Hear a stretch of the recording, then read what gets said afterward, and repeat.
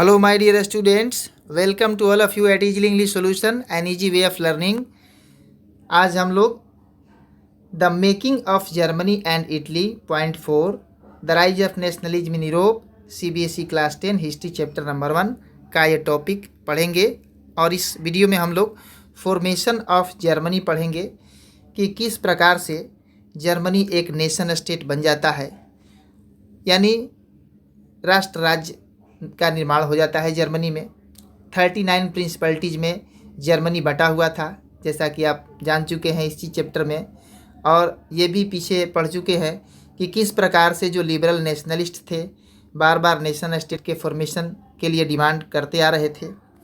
अब देखिए यहाँ पे जो पॉइंट दिया है, can the army be the architect of a nation, क्या किसी देश की सेना या कोई भी सेना किसी देश का निर्माण करने वाला हो सकती है, किसी देश को बना सकती है?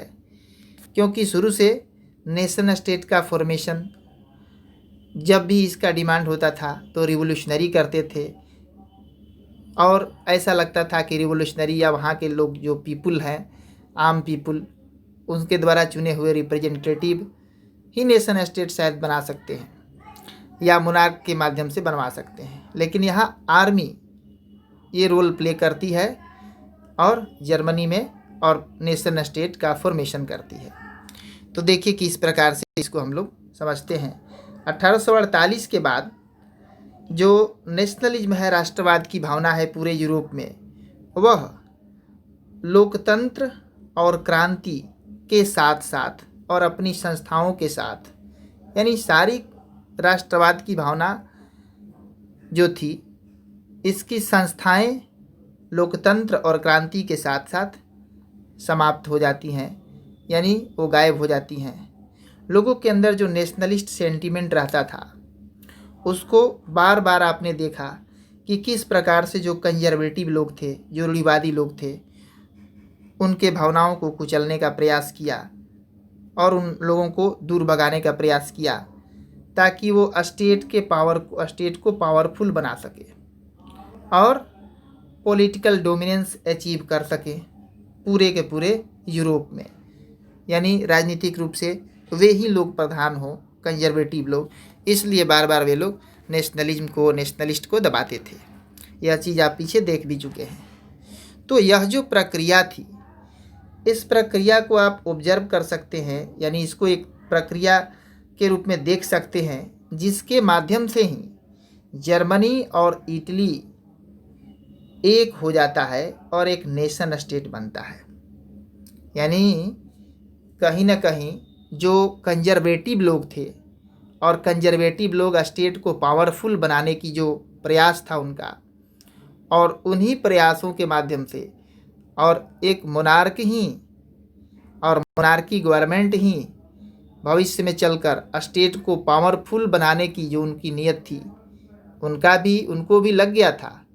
कंजर्वेटिव रिजाइम के बाद, कंजर्वेटिव रिजाइम जो हुआ था 1815 के बाद, कि यदि यूनिफाइड फॉर्म में रहेगा देश तो ज़्यादा पावरफुल होगा, मोनार्की बहुत ही और पावरफुल होगा, तो ऐसा उनको लगा था।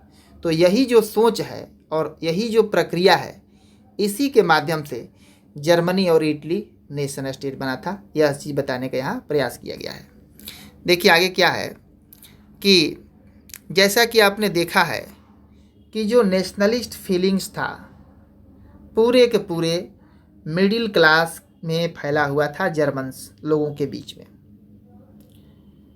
अब 1848 में इन्हीं लोगों ने प्रयास किया, ट्राई किया, और कि अलग अलग जो क्षेत्र हैं, अलग अलग जो रीजन हैं, या बहुत सारे जो कन्फेडरेशंस थे, उनको मिलाकर एक नेशन स्टेट बनाया जाए और पार्लियामेंट्री सिस्टम के द्वारा गवर्न किया जाएगा, जो भी इलेक्टेड रिप्रेजेंटेटिव है उनके माध्यम से।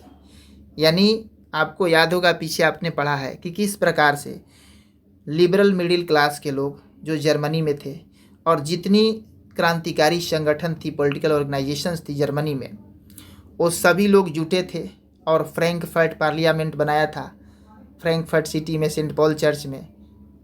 और किस प्रकार से प्रयास किया था, एक ऑल जर्मन नेशनल असेंबली बना करके, और उनका डिमांड था कि पार्लियामेंट्री तरीक़ा से गवर्नमेंट चले, और रिप्रेजेंटेटिव 831 इलेक्ट किया था, पूरा प्रोसीजर निकाला, और किस प्रकार प्रसिया के जंकर्स और मोनार्क्स के द्वारा कुचल दिया गया था। ये सब चीज़ें आप पढ़े थे, उसी की बात कर रहा है कि एक बार तो प्रयास किया गया था 1848 में।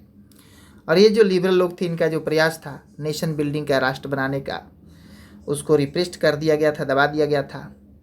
और इसमें कंबाइंड फोर्सेस थे दबाने में, मोनार्क के फोर्स और मिलिट्री उसका, और जो बड़े बड़े लैंड ऑनर्स थे प्रसिया के, जो कि जंकर्स कहे जाते थे, उनके प्रयासों के द्वारा दोनों लोगों ने मिलकर ये लिबरल्स के मूवमेंट को दबा दिया था। ऑल जर्मन असेंबली को समाप्त कर दिया था। कॉन्स्टिट्यूशन भी वे लोग लिखे थे, यह भी चीज़ आप देखे उसमें। अब देखिए उसके बाद से क्या हुआ। प्रसिया ने तो ऐसा किया, प्रसिया के जंकर्स ने, और लेकिन उसके बाद प्रसिया ही क्या किया, प्रसिया ही लीडरशिप ले लिया, वही नेतृत्व करने लगा इस आंदोलन का और नेशनल यूनिफिकेशन का, देशों के एक करने का। वहाँ का जो चीफ मिनिस्टर था उसका नाम था ओटो वान बिस्मार्क, उसका नाम था ओटो वान बिस्मार्क, ठीक है। अब वह क्या था, वही आर्किटेक्ट एक तरह से था इस पूरे प्रोसेस का, यानी देश को निर्माण करने वाला, वही मेन लीडर एक तरह से बना। और प्रशियन आर्मी की सहायता से, प्रसिया के सेना का हेल्प लिया, और जो भी ब्यूरोक्रेट्स थे यानी उसके जो अफसर्स थे उनके सहायता से उसने क्या किया, तो 3 युद्ध लड़ा, 3 ठो युद्ध लड़ा, और 7 वर्षों तक युद्ध लड़ता गया। और किन किन देशों के साथ, तो ऑस्ट्रिया के साथ, डेनमार्क के साथ और फ्रांस के साथ। और अंत में प्रसिया ही क्या हुआ, तो जीत गया, प्रसिया ही जीत गया। और इस प्रकार से जर्मनी को यूनिफाई करने का, एक करने का प्रक्रिया जो था पूरा हुआ। देखिए अब जनवरी 1871 में जो प्रसिया के राजा थे उनका नाम था विलियम फर्स्ट, विलियम फर्स्ट पूरा नाम था कैसर विलियम फर्स्ट। उन्हीं को जर्मन इम्परर घोषित किया गया, यानी जर्मनी के ये सारे जो राज्य थे, जर्मन क्षेत्र का राजा उनको, मतलब जर्मन नेशन का नियुक्त किया गया। एक समारोह हुआ इसके लिए, और वर्साइलीज जो भवन था वहाँ पर यह समारोह आयोजित किया गया।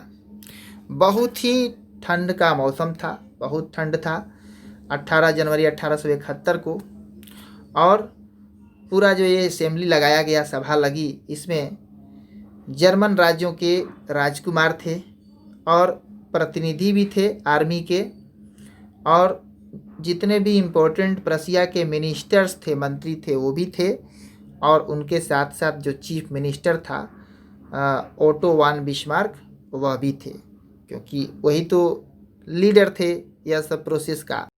और पूरे के पूरे ये लोग इकट्ठा हुए थे कहाँ पर, तो हॉल ऑफ मिरर्स में। हॉल ऑफ मिरर्स यानी एक वर्साइलीज महल में ही एक वो हॉल था, और वहीं पर न्यू जर्मन एम्पायर घोषित कर दिया गया कि नया जर्मनी का नया एक साम्राज्य की स्थापना की गई। और उसके राजा कैसर विलियम फर्स्ट जो कि प्रसिया के थे उनको घोषित कर दिया गया। अब देखिए नेशन बिल्डिंग की ये जो प्रक्रिया थी, प्रोसेस थी जर्मनी में, मुख्य रूप से प्रसिया के द्वारा, यानी डोमिनेंस था प्रसिया का वहाँ, वही प्रधानता उसी की थी। और उसने ही अपने प्रयासों से जर्मनी को नेशन स्टेट बनाया था। तो क्या हुआ कि वहाँ पर अब ये जो नेशन स्टेट बना जर्मनी में, वहाँ पर आधुनिकीकरण का बहुत ही प्रभाव पड़ा। प्रसिया यानी मॉडर्नाइज स्टेट था, वहाँ के राज्यों की जो जिस तरह की स्थिति थी उसी का कॉपी हुआ, और प्रसिया का ही इफेक्ट इन्फ्लुएंस पड़ा, और उसके तरह ही जर्मनी जो है बन गया। वहाँ पर करेंसी, बैंकिंग और लीगल और जुडिशियल सिस्टम, यह सब कुछ जर्मनी में प्रसिया के तरह ही मॉडर्न, आधुनिक बन गया। और वहाँ पर बिल्कुल जो है पूरे जर्मनी का ही मॉडल को फॉलो किया गया और इस प्रकार से एक मॉडर्न जर्मन स्टेट का इस्टेब्लिशमेंट हो गया, स्थापना हो गया। तो बहुत बहुत धन्यवाद वीडियो को देखने के लिए।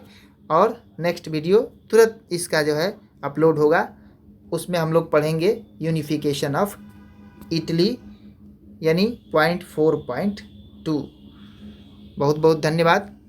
आप देखते रहिए इजीली इंग्लिश सॉल्यूशन और चैनल को लाइक सब्सक्राइब, वीडियोज़ को लाइक करते रहें और चैनल को सब्सक्राइब करें। अपने फ्रेंड्स जो भी हैं उनको भी वीडियो शेयर करें ताकि उनको फ़ायदे हो, वो भी देखें और समझें।